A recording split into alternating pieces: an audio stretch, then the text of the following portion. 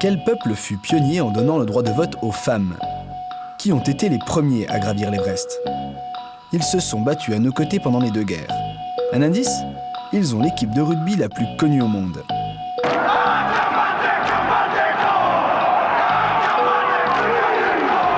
Ça y est, vous y êtes? C'est vrai qu'on en parle peu de notre antipode. Mais au fait, comment ce peuple parvient-il à se définir et à se démarquer du reste du monde? Partons à leur rencontre.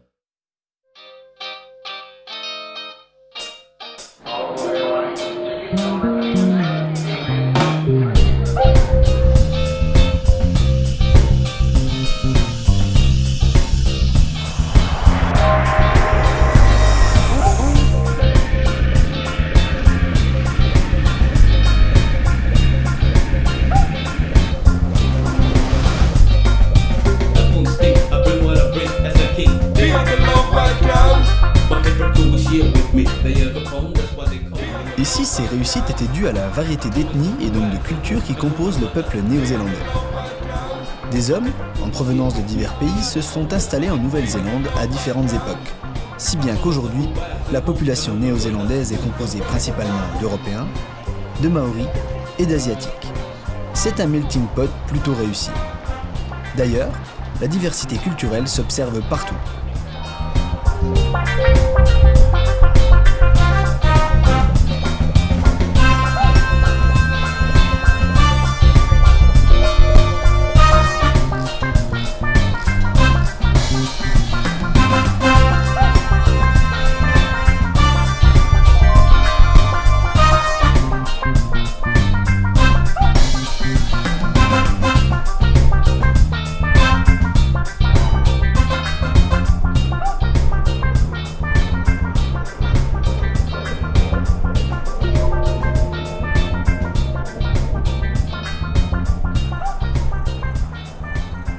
Bonjour, my name is Georgina Bayer.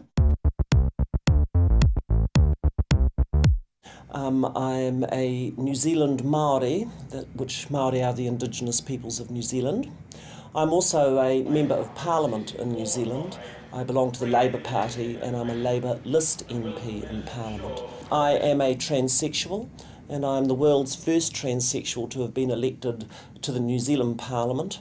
And anywhere in the world actually, and I was also the world's first transsexual to be elected as a mayor. New Zealand was world leading when in 1893 the Parliament of the day, and after much lobbying and through suffragists, gave women the vote.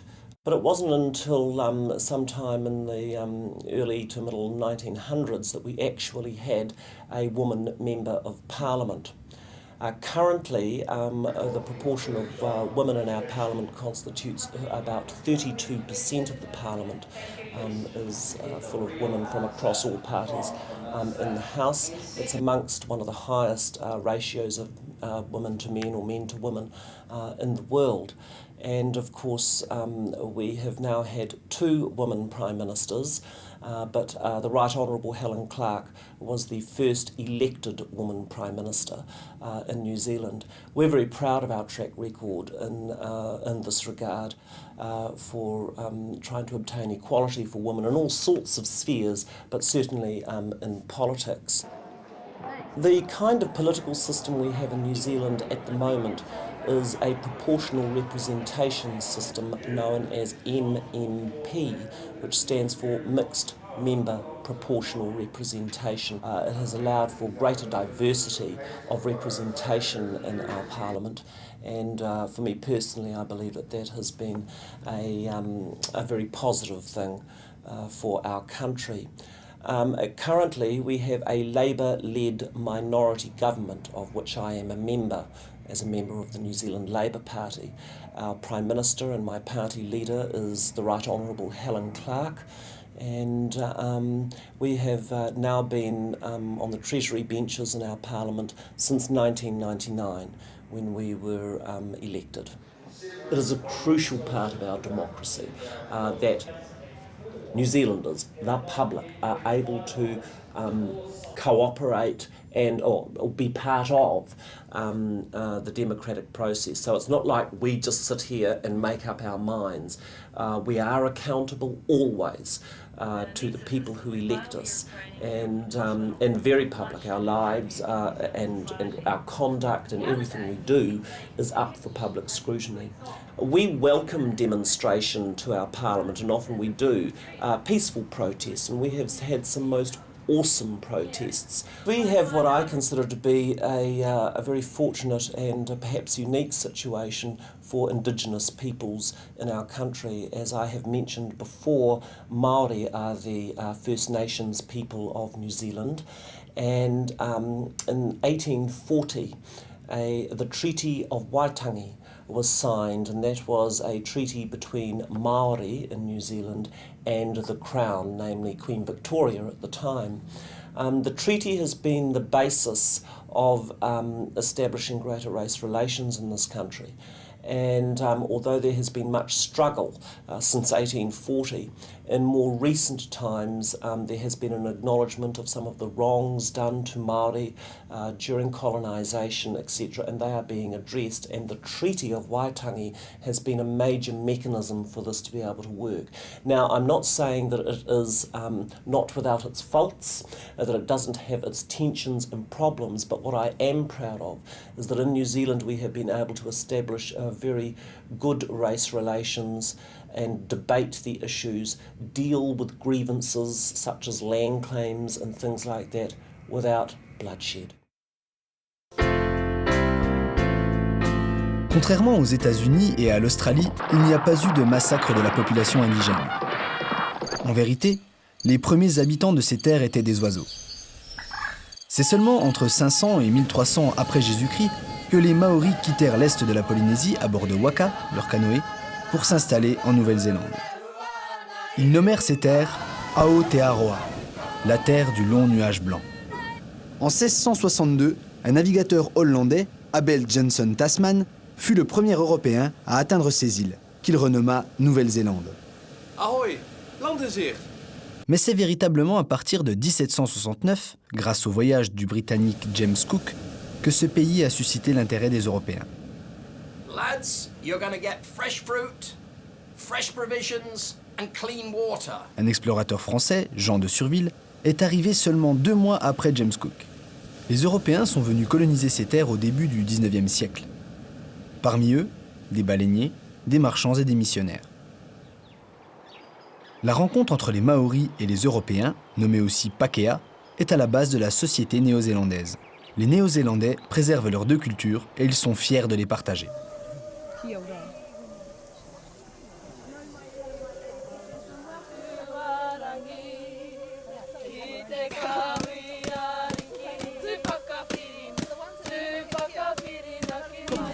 In former days was used by our men who actually, it was an implement that would help them with weaponry such as taiaha, which is the long stick, patu or mere, they were the shorter clubs made out of wood or greenstone. It would strengthen their wrists, add dexterity so you could move as such. It would strengthen the forearm and the long arm here. Also to strengthen this part of the body for coordination, rhythm, for striking such as this. And if you can see my wrists moving, that's what it did. And they do such actions as this. And back then the poi wasn't made out of plastic as you see, it was sponge, but it was made out of flax or bulrushes, you would know. And there was such a long process to make our pois. It was actually quite hard, if you can hear it. It was hard and heavy, the poi back then. But today, us women have taken the poi, we've progressed from there. We don't use it as such to prepare ourselves for war, but we do use it during our performances.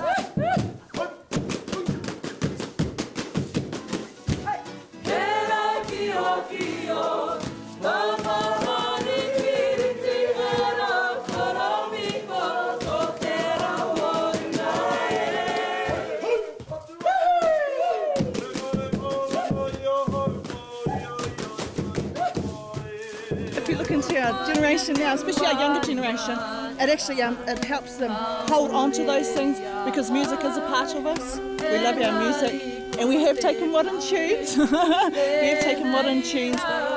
And we've just added our words of the past, our words of the present and future.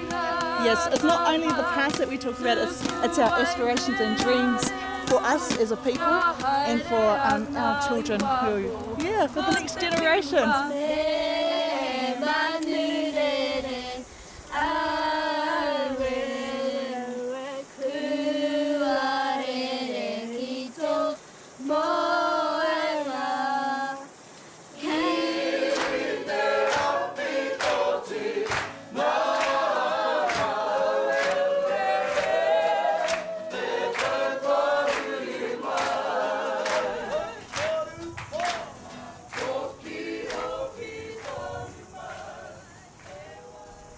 The focal point of any Māori village is the tipuna whare, tipuna ancestor, whare house, ancestral meeting house. This one was carved in the name of Wahiao, and as you already know, he was the warrior chief that ruled over this valley, this village, all those years ago. Now, he had quite an influence on this village. The tipuna whare is carved in his name, in his being as opposed to his likeness. The village itself is named after him, Te Whakarewarewatanga o Te Ope Taua, a Wahiao. And of course the people are named after him as well. Ngāti, the people of, Wahiao, Ngāti, Wahiao. So you can see that his mana, his prestige, stands tall in this village, even to this day. The area immediately in front of the ancestral meeting house that we walked across to come into the maho, or the veranda of the marae, of the meeting house, is tapu. It's sacred, very special to the people. It belongs to the god of war, Tumatoinga. So whenever we argue, that's where we argue. Whenever we fight, that's where we fight. Whenever we fought to the death, past tense, that's where we spilled our blood. And it was only once we got rid of all that anger and hatred out of our system that we could actually set foot inside the meeting house. Because that domain, once you are inside, belongs to Rongo Tāne, the god of peace. And the two gods must be kept apart. They mustn't come together. Now, to most people, this is a house, a building. To myself, the people that live in the village, it's Wahiao, the warrior chief, the man himself. And we believe that when we do go inside, we're entering his body, his bosom. So again, we take off our shoes as a mark of respect. All of these carvings that you see outside and in, each one of those carvings tells a story about a person or an event that may have happened here in the village or in the valley as a whole. Before the coming of the European people, we never had a written language. It was the missionary that put pen to paper and gave us one. Before that, our history was kept in our carvings. Well, at least our tangible history. Most of our history was passed down by word of mouth, chant, and incantation. Now, we use the tipuna whare for tangihana or funeral, hui or meeting, wānanga or seminar, weddings, birthdays, family reunion, so it's like a little town hall. It's not a church. It's not a church. The reason we can feel the heat so easily on the surface, and I can stamp the ground and make it shake, I'm sure you heard the echo, is because the crust that we're standing on is less than 30 metres. So this is one of the thinnest tracts of land you'll find anywhere in the world, but you'll find that in most geothermal areas. It's particularly thin, but the mud pools, the geysers, the hot springs, the ngāwha, the tomo, which is a bigger version of the ngāwha, what they're all doing is releasing the pressure down below so that it doesn't build up underneath the crust and erupt. So those are our safety valves. They're the reason that we've been able to live here for as long as we have. This area through here we call rahui. It's our kitchen, bathroom and laundry, all under the open skies, even in the dead of winter. Sweet corn.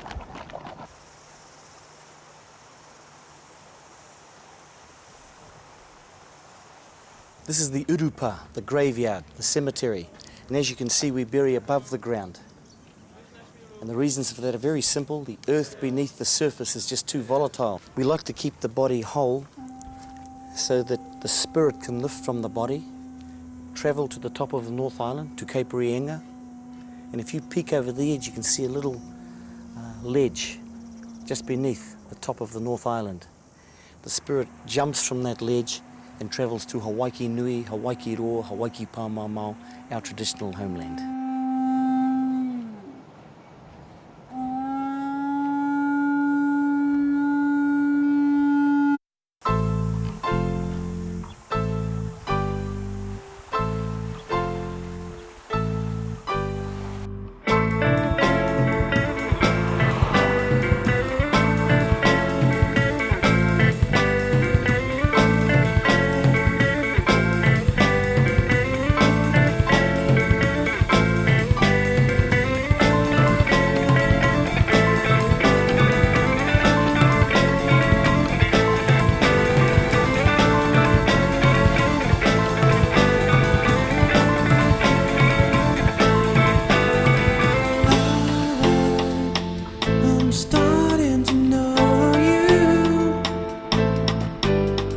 Empty spaces are so threatening.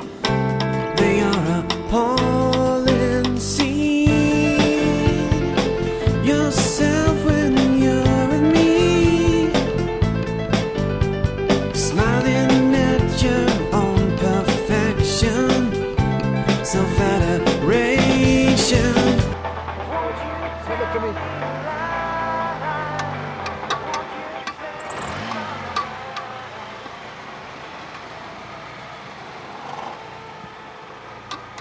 Hey, bonjour. Yeah, I'm Roger Redden. I've been living on Waiheke Island here for about 20 years. Been fishing out of here, rowing out here for, probably over 20 years actually. In the middle of Only-Tangi Bay, Waiheke Island. I'm just going to go out in my boat over here and catch some fish. Come and have a look at the boat anyway, she's not big.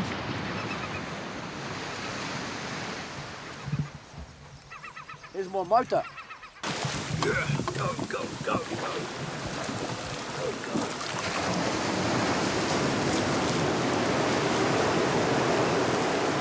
Oh yeah, here we go.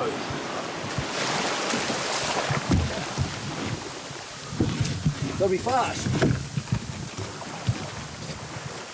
Start the engines. Yeah, we're out here fishing here now. Money doesn't come into it. And this is the beauty about rowing out here again, is that I've proved many a time that you don't need a big flash launch and a big motor to catch fish.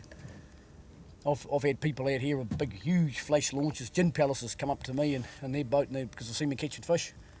And they've been sitting there and they're looking at each other thinking, how's he catching fish? We've got the rods, we've got all the sophisticated technology, and we get nothing. And here I am with a hand line with knots in it and a rowboat.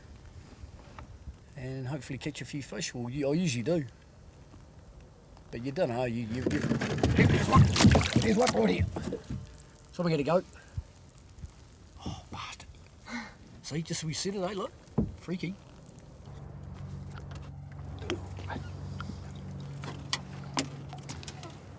There's a little fish. That's probably legal size to keep. But I'm going to throw it back. Give it a chance. Look at that, it's beautiful. Do you want it? It's probably just legal size to keep that. But no, we throw it back. Oh, fishing's part of being a New Zealander really, because yeah, I mean the water's right on our back doorstep, you know what I mean? I suppose New Zealand's quite a pure little place compared to some countries over there in the world, you know? And with a small population, you know, like I mean, as far as I'm concerned, I know probably at least 3,000 people now. If they know 1,000 people each, doesn't take much to get 1 million, does it? You know, and New Zealand's only 4 million people, but a lot of people get on together and they're tight-knit families and what have you. And the pollution level down here is not too bad and stuff, so people naturally turn to the water and the you know, the nature side of life. But no, I'm pretty close to. I think the only way to really explain it to anybody is you got to understand Mother Nature. Too many people don't even think about that. I mean, you look at the little birds out here, the penguin we've seen before, everything, even that little fish, it's got a heartbeat. Anything with a heartbeat's connecting into a connection somewhere in it. You know, ba-dum, ba-dum, ba-dum, ba-dum, ba-dum. There's something there, eh? There's got to be. But what I'm saying is that I row out here, and by the time I get out to the grounds, you know, I've done a good workout, and I feel that you know, like if Mother Nature's watching me, it says, look, okay, you put the effort in, now here's a reward. Some people have just got the natural urge to get out there and do it, and this is the main thing, is having a go. And you've got to put the emphasis on that. As long as you're out there having a go, things will either come naturally to you or they won't, you know what I mean?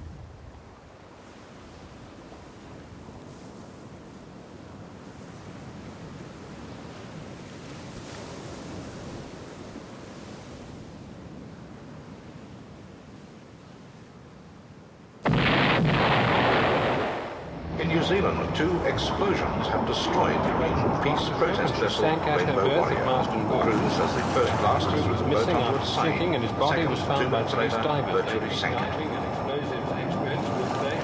Police believe the bombs were sophisticated devices and say international terrorists may have been involved. The crew was killed. His body was later found in the hull of the boat. My name is Bunny McDiarmid. I'm a New Zealander.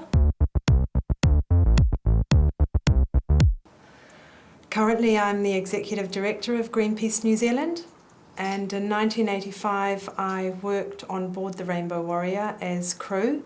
Rainbow Warrior was a sailing boat, a very big sailing boat that belonged to the Greenpeace organisation, environmental organisation, and in 1985 it was travelling in the Pacific visiting a number of different countries talking about nuclear issues. We came to New Zealand, and from New Zealand we were heading with a number of boats, what we called a peace flotilla, to Mororoa, which was where the French government was conducting its nuclear testing program and had been doing it there since the 60s. So while we were in New Zealand, we arrived on July 7th, which was the middle of winter in New Zealand. And 3 days later, the boat was blown up. There were 2 bombs that were put on the outside of the boat underwater. And the boat, at 10 to midnight, the bombs went off while many people were still on board. The Rainbow Warrior was home to, I think there were 13 of us who were crew at the time, and we had a few people staying on board. So a number of people were sleeping. And the boat sank very quickly, within 4 minutes. It was on the bottom of the harbour. And when the second bomb went off at the stern of the boat, it knocked our photographer, Fernando Pereira, unconscious, and he drowned as a result. I don't think anybody in their wildest dreams would have thought that France would go to that extent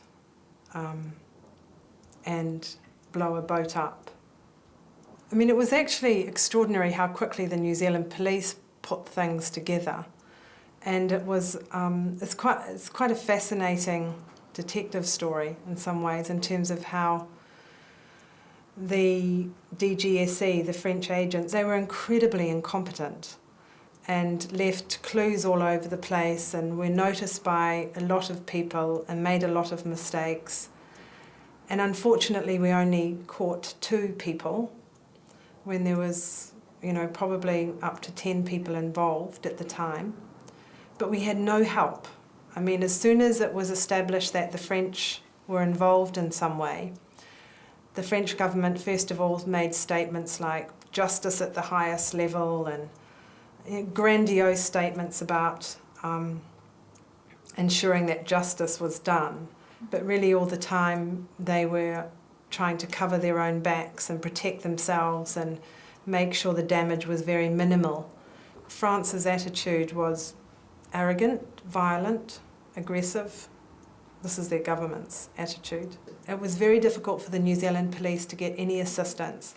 I remember the US ambassador to the United Nations, Jean Kirkpatrick, at the time, she said it wasn't terrorism because they didn't mean to kill anyone. It's a really interesting statement given what the United States is currently involved in. There was New Zealand police that went to France, and you almost feel embarrassed for them, how difficult it was to actually get any assistance to help unravel a horrible, tragic murder story. The United Nations actually negotiated a settlement because of the 2 French spies that were caught and that were tried in New Zealand and were convicted of manslaughter and were sentenced to 10 years. But what happened was that the United Nations were mediated an arrangement whereby the two French spies didn't have to serve their time in New Zealand jail, but were able to go to Hao Atoll, which is in French Polynesia, which is one of the places where the French testing was conducted. But they only went there for 1 or 2 years, and then they broke the agreement. Both of them went home, and they were treated like heroes when they went home, which was extraordinarily difficult for all of us that were actually part of the crew. And I think it was a real slap in the face to New Zealanders. I think a lot of New Zealanders considered France as an ally, as a friendly nation.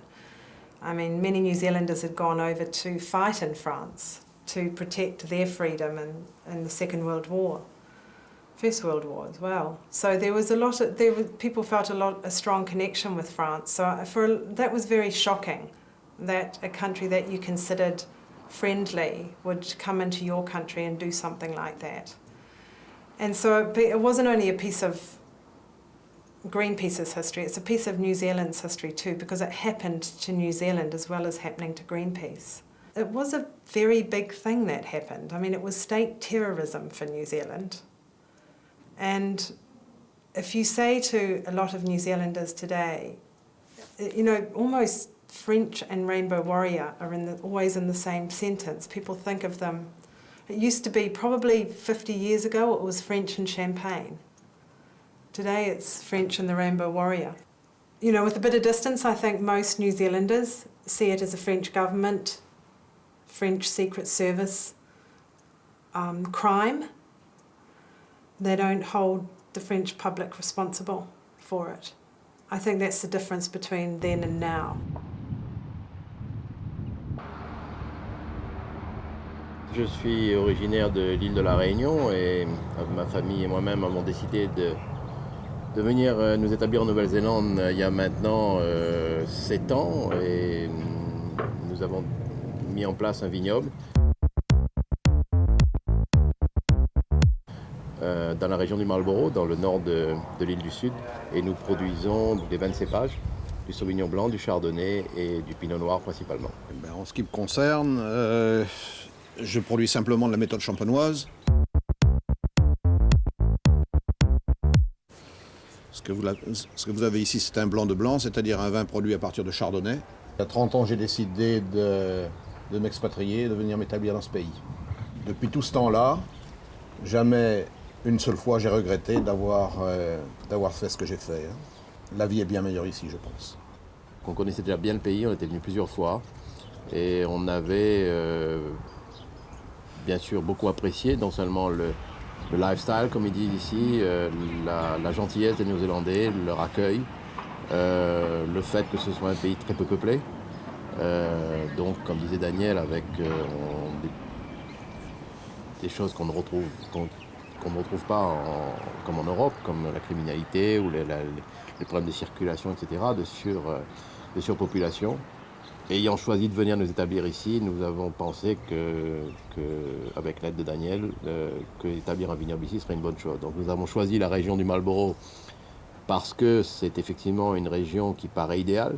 Il y a des développements notamment sur les sauvignons blancs dans des arômes qui sont un peu uniques au monde. C'est pour ça que les sauvignons blancs de Nouvelle-Zélande aujourd'hui remportent beaucoup de médailles dans les concours internationaux. Il n'y a pas ici de système d'appellation contrôlée comme on le retrouve en Europe, et notamment en France, qui vient un peu comme une épée de Damoclès en disant non, là, ici, on ne peut pas planter de pinot noir, ou là, ici, vous ne pouvez planter que du chardonnay. C'est vous qui prenez le risque, c'est vous qui choisissez en fonction des marchés que vous voulez atteindre, des vins que vous voulez produire, des styles de vins que vous voulez produire. Donc, grande liberté au niveau des choix, au niveau de la viticulture et des choix au niveau de l'œnologie, de la façon dont vous voulez faire vos vins. Il n'y a pratiquement que des cépages français qui sont cultivés dans le pays. Tous ces cépages donc, ont pu être importés en ce qui concerne la viticulture. Et on a pratiquement maintenant le choix que n'importe quel viticulteur français pourrait avoir pour la sélection de ses vignobles. Je crois qu'on en fait 0,3% de la production mondiale, ce qui est minuscule. La totalité du vignoble néo-zélandais aujourd'hui, c'est 20 000 hectares. 20 000 hectares, pour vous donner une échelle, c'est le vignoble du Beaujolais, à lui tout seul. Donc c'est gros pour le pays, mais c'est petit à l'échelle mondiale et à l'échelle européenne. Au niveau du goût, je crois qu'il y a aussi une chose qui est qui est remarquable ici, c'est que les gens ne sont pas... En France, les connaisseurs de vin vont aller souvent vers des vins âgés, parce que ça correspond à leur goût. Ici, d'abord, compte tenu du fait que la production de Nouvelle-Zélande est quand même jeune, production de qualité est jeune, parce que ça remonte à 15 ou 20 ans, les consommateurs sont plutôt orientés vers des vins jeunes. Il n'y a pas de vieux vins, entre guillemets, néo-zélandais. C'est des vins qui ont 30 ou 40 ans, comme on va en trouver peut-être dans le Bordelais ou en Bourgogne. En France, simplement on boit du vin parce que c'est une bonne bouteille et puis qu'on l'apprécie, qu'on l'aime. Pour la plupart du temps avec un repas, bien sûr. Ici, il y a encore 20 ans, il y avait très peu de gens qui connaissaient le vin et qui savaient apprécier le vin. Ils sont passés, si vous voulez, d'un extrême à l'autre. Maintenant, c'est tous un peu des experts. Vous allez dans une soirée, il n'était pas rare il y a 10 ans de voir la moitié des gens boire de la bière et la moitié des gens boire du vin. Aujourd'hui, ça va être plutôt 90% qui vont boire du vin, avec un verre de vin à la main et 10% seulement à la bière. Donc là, il y a une habitude de consommation qui est en train de basculer complètement vers le vin. Bon, la consommation de bière est bien sûr encore très, très importante ici, mais le vin devient un peu la boisson un peu obligée, quoi.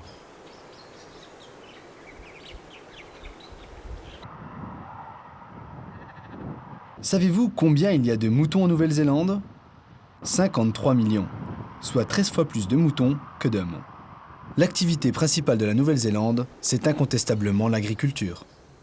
Traditionally, I guess, when New Zealand was settled, we were the breadbasket of England, basically. And what happened was we were encouraged to export meat and wool and our agricultural products to Europe, basically. And we could do that very cheaply in New Zealand because our land was quite cheap, and we did it with grass. Like, our animals only eat grass and they don't need housed or anything at night in the winter time. So it's quite a low-cost agricultural system. Traditionally it's been a high country farm, but our type of wool is not, we're not getting the returns that we used to get for it. Because we're so far away from our markets, it's getting quite expensive to export our produce overseas. People like us are looking at doing different things like ecotourism and opening up our properties for people to come and enjoy, basically. And people love nature, come and see nature, so we're just letting it do its thing and bring people to come and watch it, you know. So long term, that's a lot more sustainable. It is real clean green New Zealand. It's right out walking amongst the bush and seeing the birds and seeing the animals, and you're just walking, you know. It's very low impact type tourism, which is great for us, you know. It's great for our country, and I think it's what a lot of people want to do now, you know. Walking's a real growth industry around the world.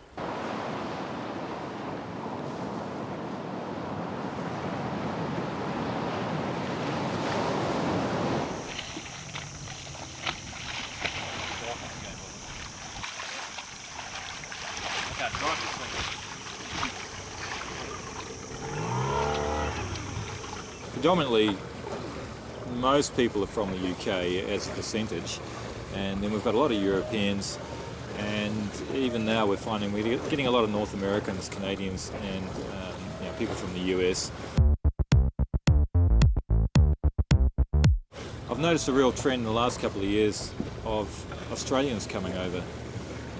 I think the culmination of terrorism in Indonesia and Bali and cheap airfares over here, Australians are looking for a fairly safe place to go, but I think they're realising now, with a lot of the marketing campaigns taken on by the Tourism Board and private companies in Australia, that it's seen as hey, why not go see New Zealand, you know, it's just across the ditch. And most people are saying, wow, the first time I've been here and I'll definitely come again. They're quite surprised by what New Zealand has to offer. I really think New Zealand should be promoted as a quality destination, not a cheap place to come. And we have so much to offer, and we don't want to just open the floodgates, so to speak, and encourage too much investment if we can, because New Zealand is the way it is, with a smaller population. Once you get overcrowding, and that's suddenly, if the word gets out, I suppose, you're going to get so many people coming here, we won't know what to do with them. And of course, a lot of the places people come to see now, some of the walks and the treks, it's going to end up having to book years in advance to even get on them. So we do have to be a little bit careful how we open up this country. There's some real big challenges out there with probably Tourism New Zealand and DOC. I think that it's really important they don't overexpose these areas, and that's, I think, the road that the Tourism New Zealand and that are going down, that we must go down really, to really preserve the pristine and the quality experience that we have here. We need to manage it. I'd hate it to get to the stage where you've got beaches with deck chairs and umbrellas like I saw in Italy last year, where you pay your €7, €8 to get your spot for the day. And I can't ever imagine it happening in New Zealand, but it'd be a sad day if that had ever happened. It would just be really quite bizarre and unnatural for a lot of Kiwis to see that. Walk down the beach you once knew as a child, and all of a sudden there's people sunbathing on deck chairs and having to pay to do that for the privilege of doing it. It all comes back to management on numbers. It's on the minds of a lot of New Zealanders that we do have a lot of people now in some areas, and I think that we're aware of it, and I think that we're onto it. We're going to do something about it. I think generally that we can see that there's a problem, or could be a problem, and that I think that they'll take steps to avoid any long-term problems there.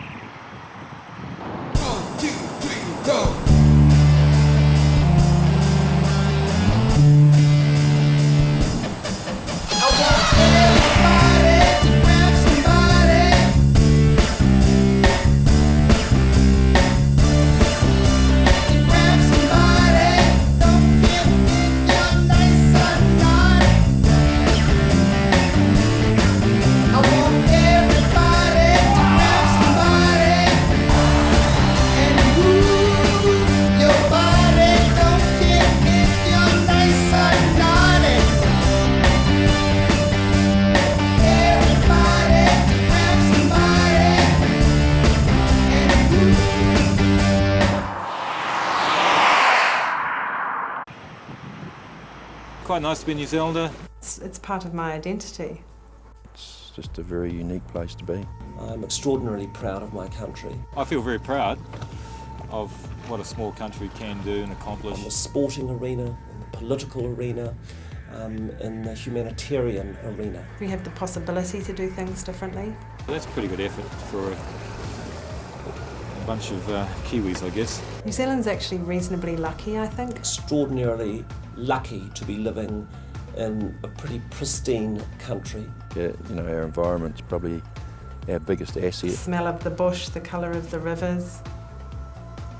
It's wide open beaches with no hamburger bars on them.